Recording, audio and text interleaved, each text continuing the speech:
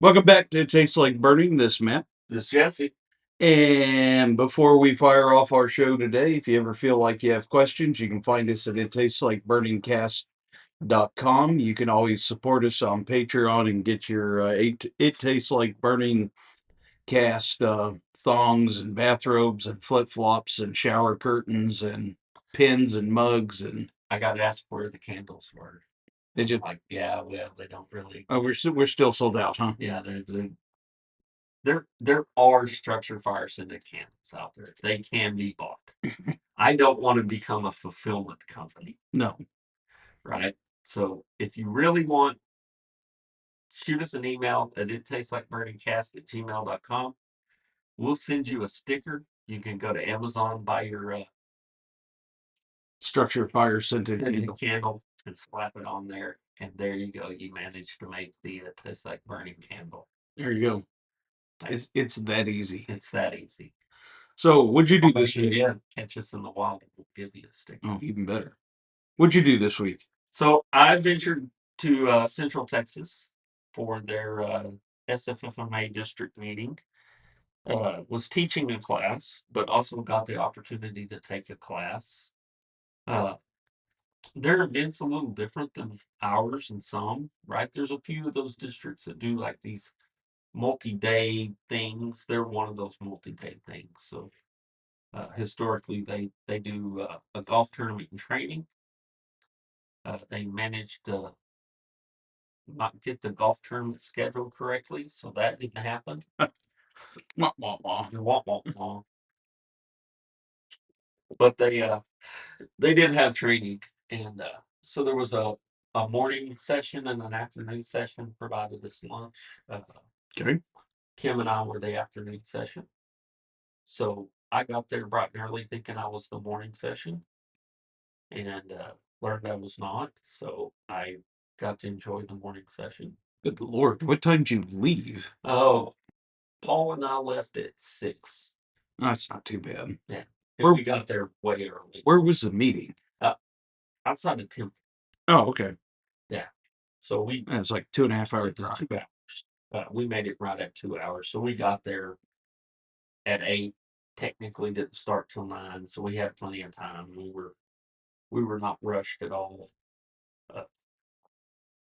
And that's my fault for misunderstanding the schedule and not knowing that I was in the afternoon. I think Kim was opposed to the bright and early morning light. So we got the afternoon, but got the opportunity in that first class was a class about leadership and team building. And Who taught that? so Chief Ray Cooper. I'm trying to think if I know that name. So Ray's an interesting guy. He was the fire chief for Lubbock.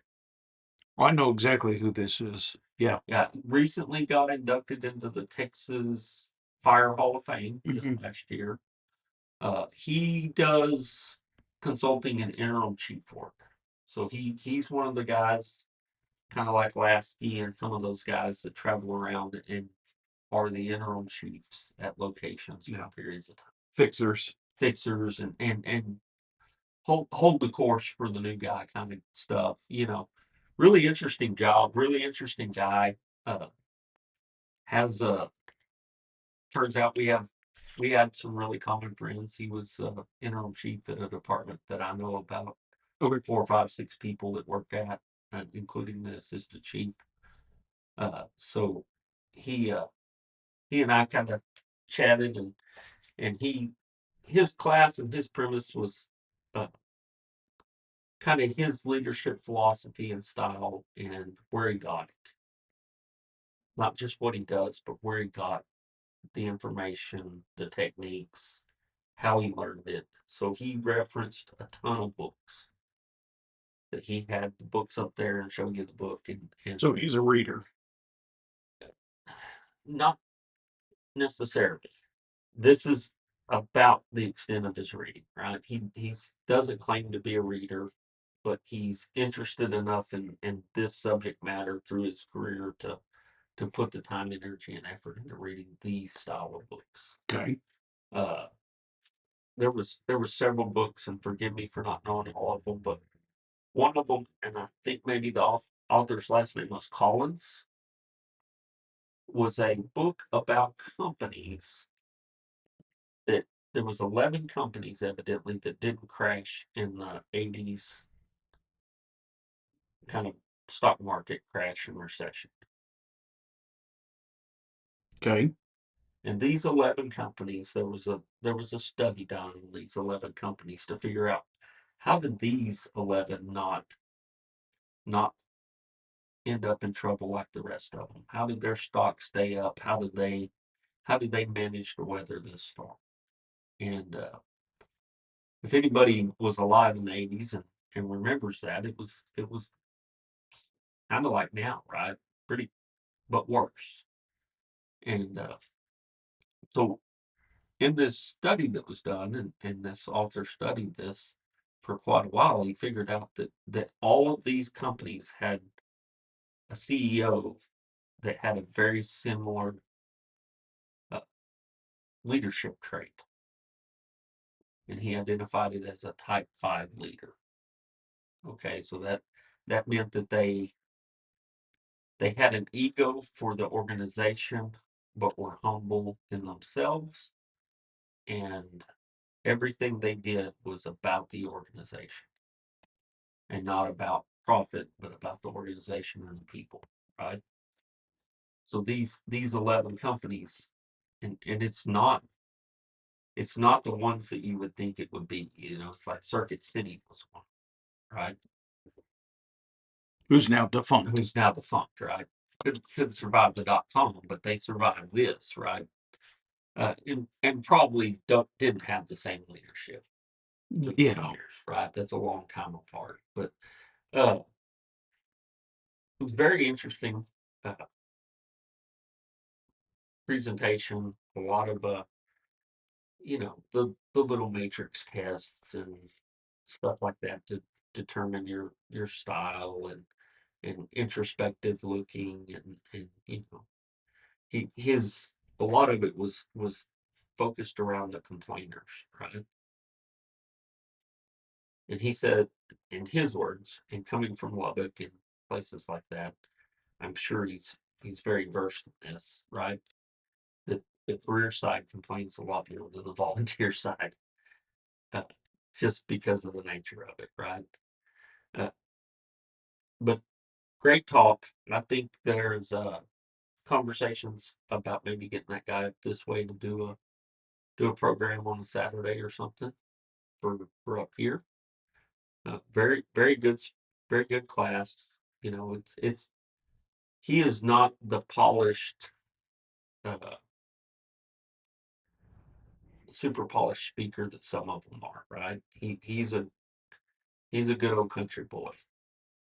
So it was nice. It was easy to relate, easy to do with him. He did some tabletop exercise stuff, about 4 hours long. I think it realistically could be a 8 hour class pretty easy. I think he shortened it up and condensed it a lot for that particular day. Well, that's one of the big problems with volunteer training as a whole, though. I mean, just a bird dog for a second. We've tried for years to build we'll call it a frontline officers class. I mean, how do you teach a frontline officers class in 4 hours? Yeah, You you can't. don't. I mean, how the hell do you teach it in 8 hours? You You don't. don't. I mean, it's just the fact. And, if you have a really good speaker and a really good subject material and if I have a sneaky feeling, I suspect that 4 hours literally flew by. Flew right by. Right. It was. So it's engaging, good speaker, good discussion. Like, I mean, how do you take 30 plus years and sum it up in 4 hours? I mean, you can't. You're doing a major disservice, but But there's a schedule, right? you have to do it in that timeline. Um, yeah, we'll go back to the class, but no, that's a real problem. Yeah. Yeah. It was a great class. I enjoyed it thoroughly. Enjoyed visiting with him after and hanging around and talking and that we had common friends was also a good. He shared some stories about some of my friends that I get to rib them about later. Good. Yeah, it's excellent. Evidently my buddy Kyle didn't know enough about ice cream. Mm. Yeah, there's a whole story there, and I'll get with Kyle eventually and give him a hard time about ice cream. So, but Chief Cooper, great dude, great class, lots of good folks, right? And I invited Paul because Paul's the new district president for our district to go with me to, hey, you want to go with me? I'm going down here. I'm doing this thing. Come on, you'll get to network, you'll get to meet people, and you'll have a good time. Right.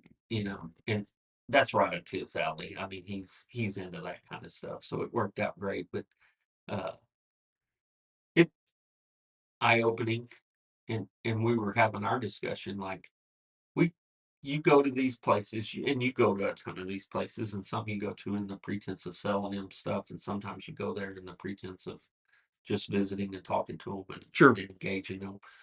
And everywhere you go, there's good dudes and good ladies, right? There's good people, and that that is by design, right? That there's good people there because there's good people do good things.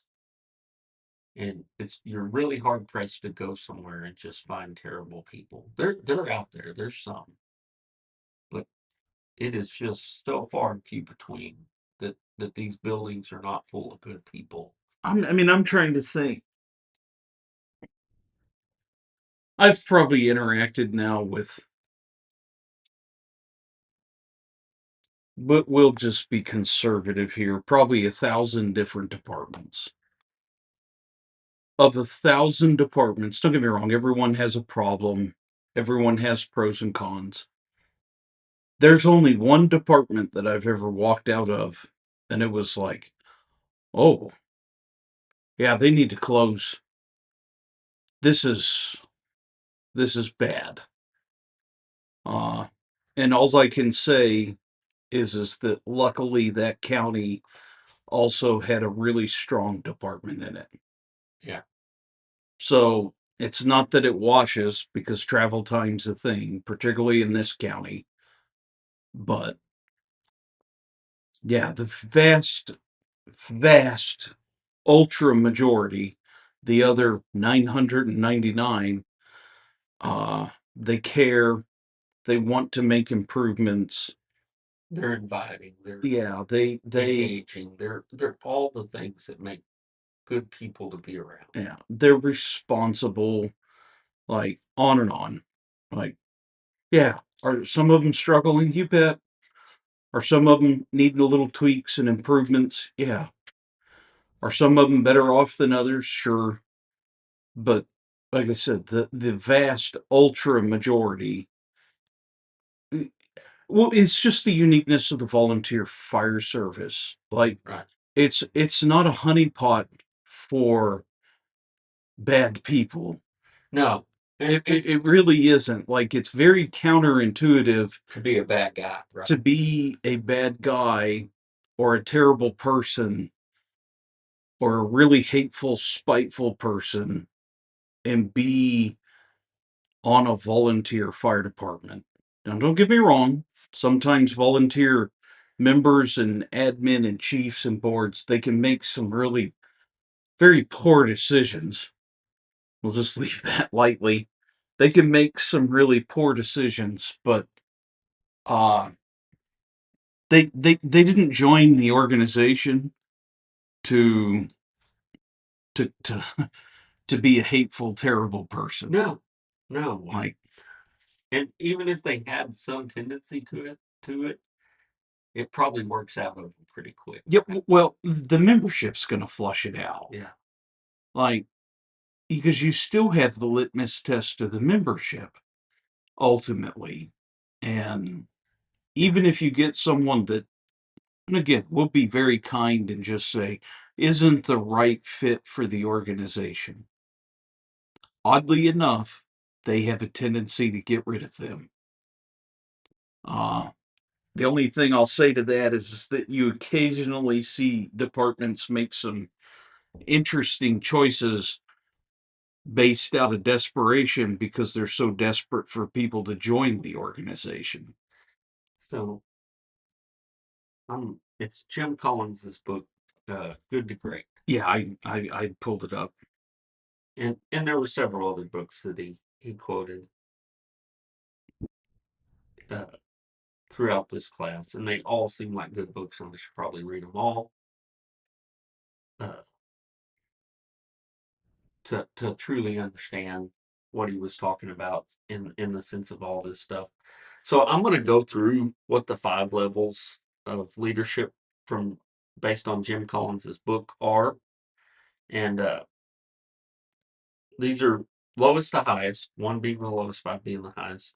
So level one is a highly capable individual, productive person with talent, knowledge, technical skills, and good work habits. They contribute through individual effort.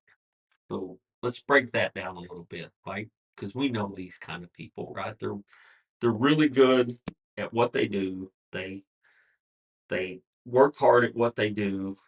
They are more of the I in the team, right? Mhm. Is that how you see that kind of person? Generally, Yeah, probably the other thing that I'll say is because they are initiative driven and project driven, I can also see them being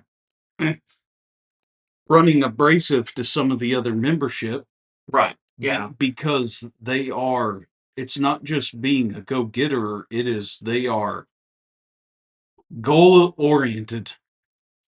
and They finish to the things. extreme, right? Yeah. And then you go into the level two, which is the works of they work effectively with others, where like the one doesn't necessarily work good with others. But the two works effectively with others and helps the group succeed. So this is one's building upon two, like, they're the the two has the traits of the one plus these traits, Yep. right?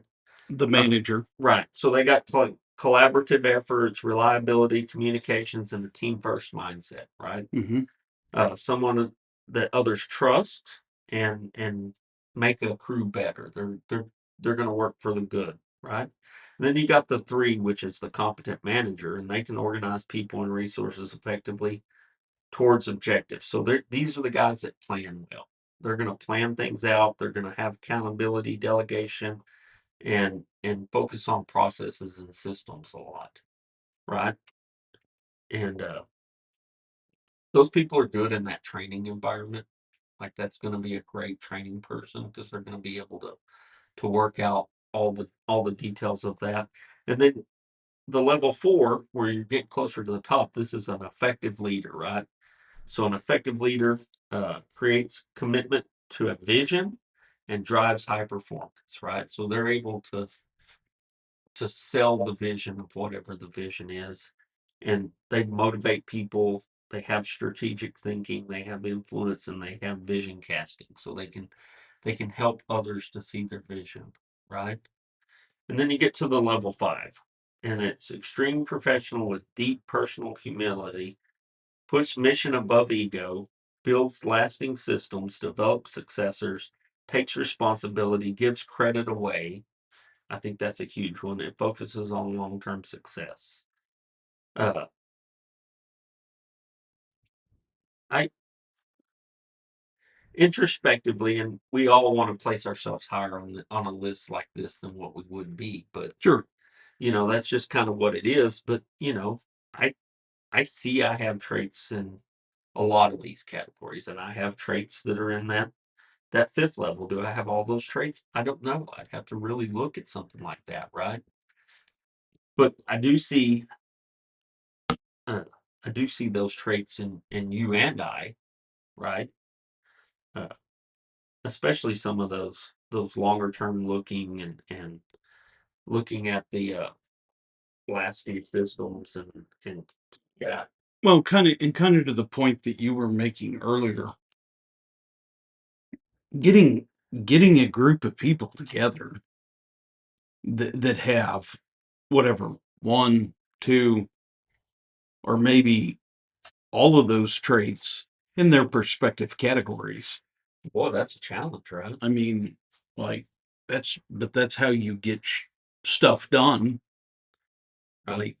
And the kicker with all of that, this one of the biggest things out there that I see that just eats volunteer departments alive is chiefs are paralyzed by allowing their membership to do things. Yeah. Like, Well, good God, just leave them alone. They're not burning the building down. Just see what happens. there was another conversation that you know, I think,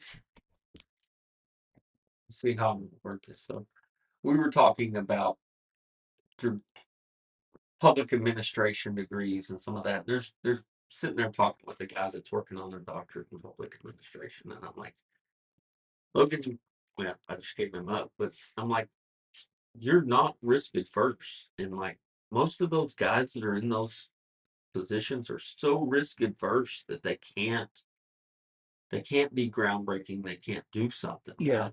And I'm like, that you're a little bit outside of the fray on some of that, because I know you and I know what you do and how you do it.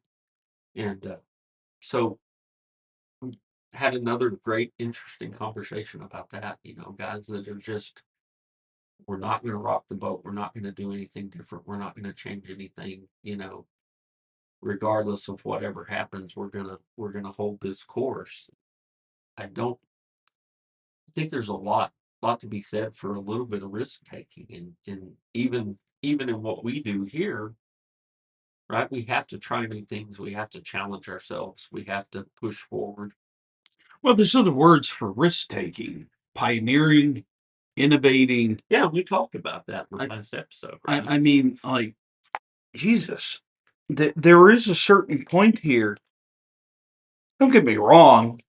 You don't necessarily want your city manager also like being whatever a high stakes poker player. Right, right. Like I get that. There are certain traits that certain people need to exhibit, but Yeah, there there's we're also not going to go to single jacket hose, because if we just work faster, it won't burn through, right? right. Well, if you keep moving, you're fine. Yeah.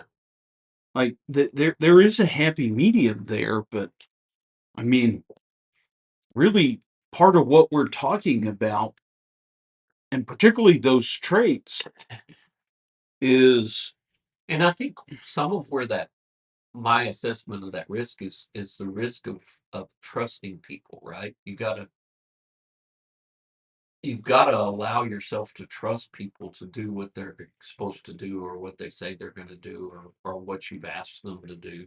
You can't just emphatically not trust that it's going to happen.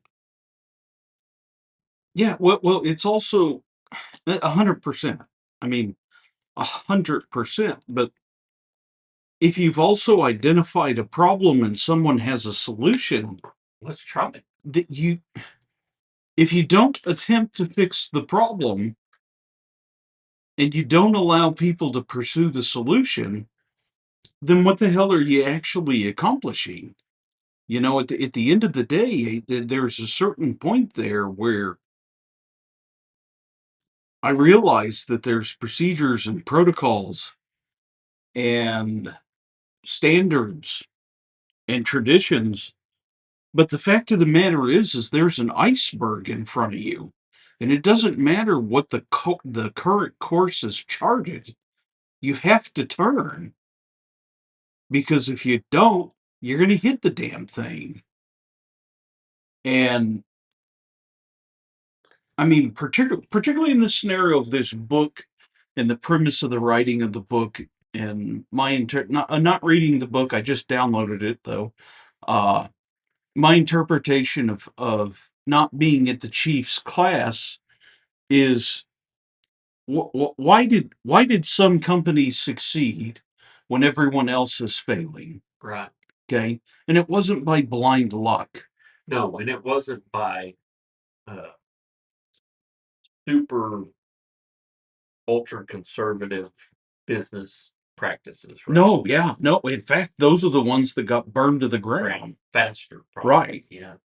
Uh no, you have to sit there and realize that, for a lack of better words, that the impending doom is on the horizon, and that if you maintain the current status quo, you will be shelled. You will go down. It will not work. It'll collapse. And I would argue that you have a responsibility to actually address the problem that's being recognized or explained to you. Like, now I can understand if someone's coming to you with a problem and they're doing a terrible job of explaining it, or a terrible job of explaining their solution. Okay, fine. But if there's a point of realization and understanding on your point, like, you have a responsibility as leadership to actually do something, not sit there and just be like, oh, we're all doomed because they're now 28. Yeah. Like, give me a break. I get tired of hearing that. Um, Yeah, no, it's interesting. And in my class, Kim and I's class, which was a good run for us, we hadn't taught that class in a good bit. It's been a hot minute since we put it on, so we've got uh, we've got the next opportunity is at the state convention and then at MVFC. So it was a good run for us. We have got to condense some stuff, uh, but we'll figure that out in this next run. Uh, we do go long. We both like to talk, so we may end up having to cut a little portion of that short, but that's all right. It's easy enough to do. Uh, Good reception on it, as usual. how many do you have in attendance down there? It was probably 12. It wasn't a huge crowd. I think the bigger crowd is today when they're having their actual meeting. I think this was the early bird bunch, right? And a lot of the local people. Um, but every time we teach that class, people talk about it, and it goes on. One of the things we talked about in our class was how when we started teaching the class a couple of years ago, it was because we're both engaged in looking at social media. Her for her job, like she's constantly looking at social media and participating in it. And I'm a doom scroller from way back, right? So what we've noticed is the amount of departments that are actually engaging on social media has increased probably 100-fold in the last couple of years. Right. And it's not just volunteer departments.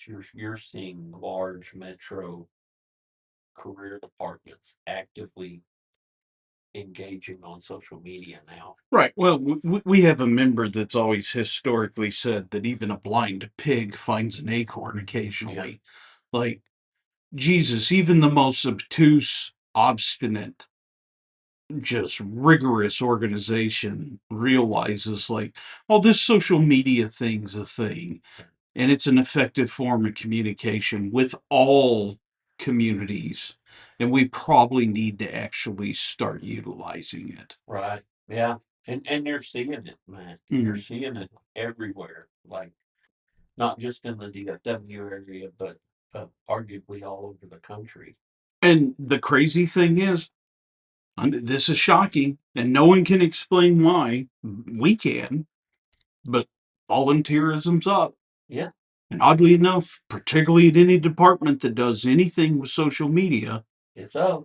it's up. It's really weird. I mean, it's like manna from heaven.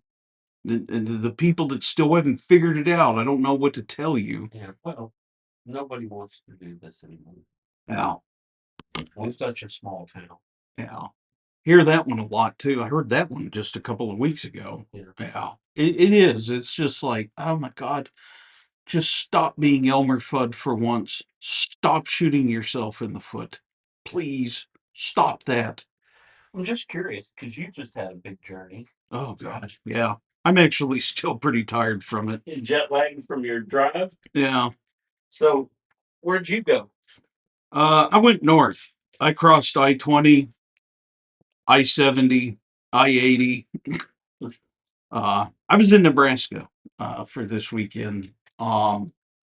Up in Grand Isle, Nebraska. I had never been to Grand Isle, Nebraska, and A lot of people haven't. I will actually tell you, Grand Isle, Nebraska is a sleeper, and I mean that in a good way. Like nice city. Of course, coming from Texas, the second you leave Texas, the weather's better anywhere else. So we had that. We had fantastic weather. Um, Food was pretty good for being a flatlander. Um, People were fantastic. We were at the 89th Nebraska State Firefighters Association and I think Training Academy. Um, Attendance was down a little bit this year, but they were also having gigantic wildland fires in western Nebraska. Okay. And from what I understand, that there was a ton of departments that kind of pulled up within the last 3 days before the show started. Yeah, to go do their job, right? So protecting their communities and livestock and homes and on, and helping each other. So like there was probably 700 that didn't make it just because of that. Um Rough guesstimation, I'd say there was 1,500 guys there. That's a good. I mean, when you think about Nebraska, right? That is not a highly populous state, No, right? no, I asked the area manager up there. I've been in Texas too long. I said, God, there can't be that many paid departments up there. There's got to be less than 200, right? And he just kind of looked at me and blinked his eyes. And he's like, there's 39. And I'm like, oh my God, I have more paid departments in one county Yeah. than, that are in your entire state. Uh, but yeah, I mean, Nebraska, it's all farmland, it's all ranch land. And you basically have Omaha and Lincoln and Grand Isle and I have gone to Lincoln. I made the journey to Lincoln when my daughter was considering going to uh, Nebraska, University of Nebraska Lincoln, and so we made a trip up there to let her visit the campus and see things and neat place. I enjoyed my time there. Lincoln did have a heck of a food scene. I assume that's probably a lot to do with the college, and it's a lot bigger city, right? yeah, Yeah, but uh, I enjoyed it. It actually a pretty easy drive from here to Nebraska. yeah, very easy. It's a shorter of a drive to Grand Isle, Nebraska than it is to El Paso, Texas, Right, which is also in my territory. right. So just, yeah. Now, oddly enough, in my daughter being a rifle shooter, Grand Isle is kind of the home of the mecca for 4-H shooting sports in the United States. That's where the big national competition for 4-H shooting sports is. So, although we never went to that, uh, we we could have. We just never did. Didn't make that journey for that particular event. It was a very good show. I looked at the schedule. They had some good classes. Um Obviously tons of training. Um it was just I didn't really get to visit with a lot of guys. And a lot of that had to do with they were kind of wandering around in herds with their respective departments. And I was there for work. Yeah, Um, so when they would come up, they would look at something and I'd have questions. have questions about it, and we'd talk about said thing. And uh, but it was good. It was actually really good. Which is a pleasant surprise for me because I'll go anywhere, but I have to admit, Grand Isle, Nebraska was not anywhere on a favoritism list for me, and it is now. Yeah. So Maybe next year you'll get to go back. I'd be okay with that. Yeah. I would be okay with that. Um, yeah, no, we've got a ton of crap coming up. Like training wise, SFFMA wise, state wise, national wise. Like these really next 45 days are going to be pretty damn busy for us. Yeah, it's gonna be all there. You know, we I personally have a lot on my plate right now, and along with all the travel and stuff that's fixing to happen, uh, hunkering down, making sure I'm getting work done now so that I'm ready to do that, Right. and definitely looking forward to it. Right, this weekend kind of reinvigorated me to enjoy the a lot of what I enjoy in the fire service, as far as getting out, talking to people, learning, uh, interacting with folks, and uh, made me kind of revitalized into it. Right, I should have probably been going to a few other of these district meetings, just out of the sheer fact that I enjoy it. And Well, yes. Now I'm gonna defend you here a little bit, and oh, this is true for yeah, anyone else. One, you're exceedingly busy, but some of these meetings, when I say aren't close to us, yeah, no, they're crazy. like these are not close to us. It's even just like Europeans don't realize how big America is. Americans don't realize how big Texas is. Like that is a haul, and these aren't one day things. If you go to them, like it's an all day driving event, and then you have the event, and you're not coming home that night. So it's a 3 day commitment to just go to a meeting. You Yeah, you can't. Like that's not how that works. Um yeah. There's very few that are close, and the close one, like this one that I went to yesterday, was 2 hours away. Right, and that's a close one. Incidentally, it was a real journey because part of the highway that we would have normally traveled on was closed because a bridge is torn out. So if you remember the movie Twister, yes, I think we might have taken Bob's Road, but it was the part of it in Central Texas and not the part of it in Oklahoma. excellent.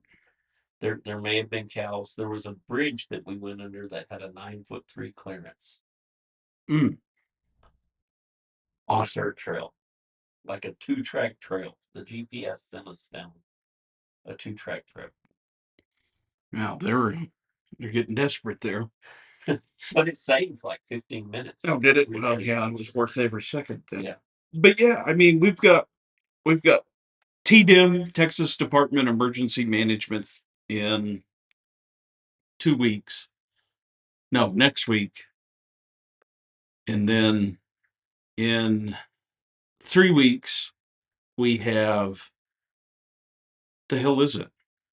It's FFMA. Oh, SFFMA for the state convention for Texas, and then at the end of the month we have national NVFC, National Volunteer Fire Council, in June, Yeah. and then at the end of July we have TEEX, Texas Engineering Extension Services, the summer fire school for volunteers in Texas. So I'm gonna throw a little plug out there for the 150th SFMA conference, because I learned through history. Like, I generally know a fair amount about the association, right? I'm tuned in, I know some stuff, but I know a lot of stuff that's the last 20 years or the last 30 years. I don't know a lot of the history of the history. Right.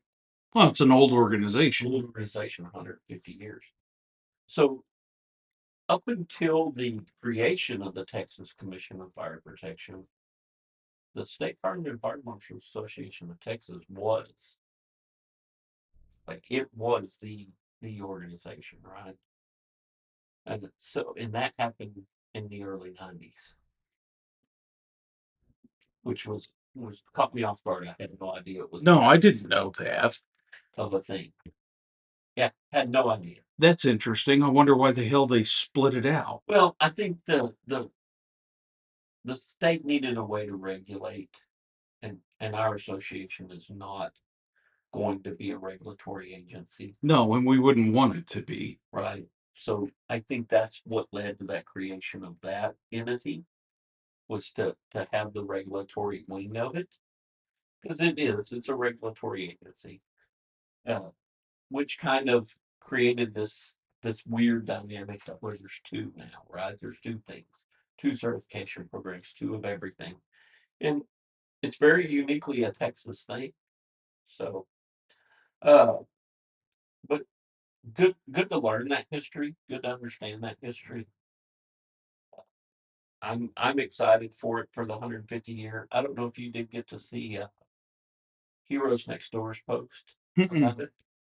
So Mike over at Heroes Next Door did the association a real solid and put together a reel, a short, uh, and pumped it out there for the association. I know he thoroughly enjoyed himself last year, and kind of his way of giving back and doing that. But Is he going to beat it in VSC? I don't think so. No. Okay. Damn it. Yeah. No, it'd be cool. I mean, and it's close for him, but I think he is. I think he's a busy man too. I could. His production has dropped off a little bit, and I think he is experiencing life right now, like a lot of us are, right? Having just the load is a lot right now. So, but shout out to Heroes Next Door for doing that for the association. I really appreciate it. Super awesome video. You and I made it into it. We're celebrities now. Yeah, it's still weird. But yeah, so if you get a chance, show him some love. Go like and subscribe to Heroes Next Door. You won't find a better guy out there. He's a stand up dude, and And him we'd and his wife. appreciate Yeah. we'd appreciate it if you'd show them some love. Yeah. Like, click, subscribe, hit the reminder for him. Yeah. You got anything else, man? Oh, we do, but how long we been going? 40, 45 minutes. Let's keep it there. Well, if Keep it you shorter. if you want to reach out to us, ittasteslikeburningcast@gmail.com. Met one of the guys that sends us emails periodically from down there in the Moffat area. So got got to make his day. He got to tell me how awesome it was to meet me and all that, and I really thought it was weird, and I don't I don't really understand all that, but it was cool. And reach out, let us know what your thoughts are, let us know what we need to talk about, give us some pointers, and we'll see you next time. Have a good evening.